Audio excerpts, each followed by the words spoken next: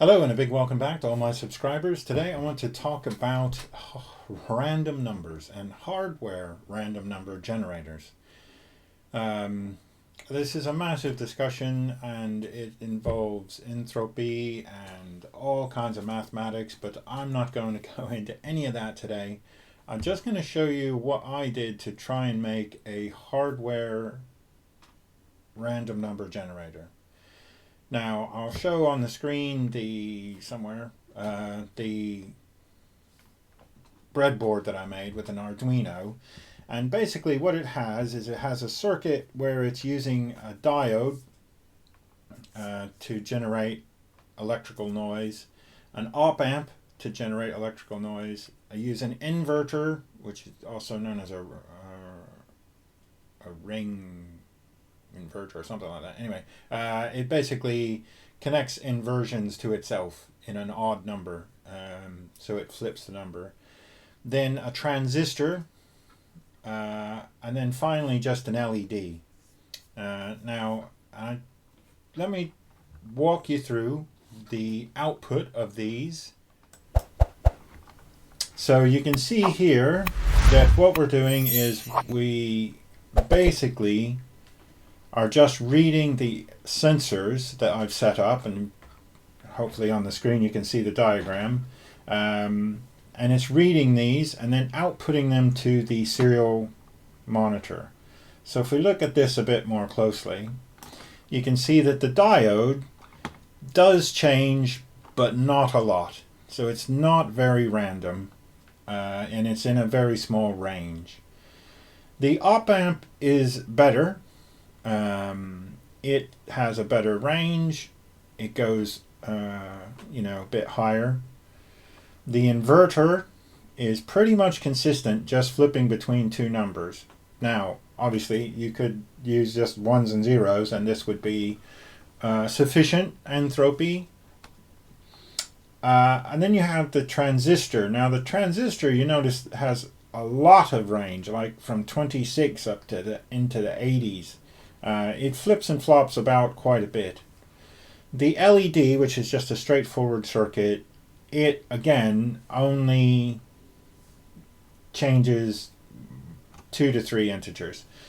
So of these, probably the best one is the transistor or the op amp circuit, as far as variation goes for random number generation. Now, this is important because I'm going to use this hardware random number generator, or the entropy from the hardware electrical noise, to seed a random number generator in a C program. So let me show you that. So I've changed the sketch here so that now it takes 256, actually from analog pen 3, which was the transistor, and it uses that as a seed, and then it calls the random number generator down here. So you can see, it's basically just outputting random numbers, but it uses the seed from the hardware random number generator rather than using a seed of time or date or whatever else you might want to use. Now, I haven't done the math to work out the entropy and how well this works, but it's just, for me, an interesting little experiment in using some of my electronics stuff, breadboards and things, to interface with a computer. So what we have here is a hardware random number generator.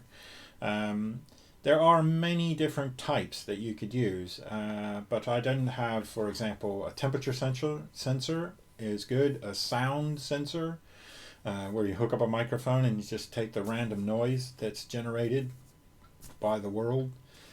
A Geiger counter is a good entropy random number generator. So all of that sort of stuff you can be used, and you can chain these things together. So you can use 2 or 3 different sources of entropy and put them together. Now, I think this is how the Linux random number uses it. It takes input from the keyboard and from the mouse and from electrical noise and just all sorts of different places, sampling it and sticking it all into the random number generator. But it uses this sort of ambient noise to do all of this stuff. Anyway, I just thought that was interesting. If you like this sort of thing, please like and subscribe and all that good stuff. And please share it around with every person that you know in the world. All right. That's it from me. Thanks a lot. Bye.